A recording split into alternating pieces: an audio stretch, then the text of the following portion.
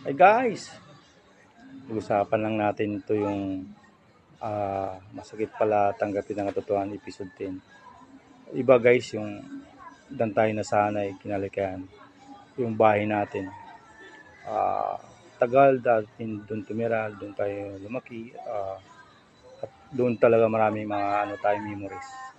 Kaya minsan, sa maraming memories, di natin nasaan sa pagkakataon na maganito mangyayari. Dahil sa nangyari, nakakalungkot yung mga memories, birthday, Pasko, New Year, at marami pang mga activity na nangyari sa ating tahanan ay hindi natin naman po ito, may opportunity lang na dumating at ginab natin. Nalipat tayo ng lugar at sa tagal doon na tayo nagkaroon ng sariling pamilya at yun ang makakalungkot.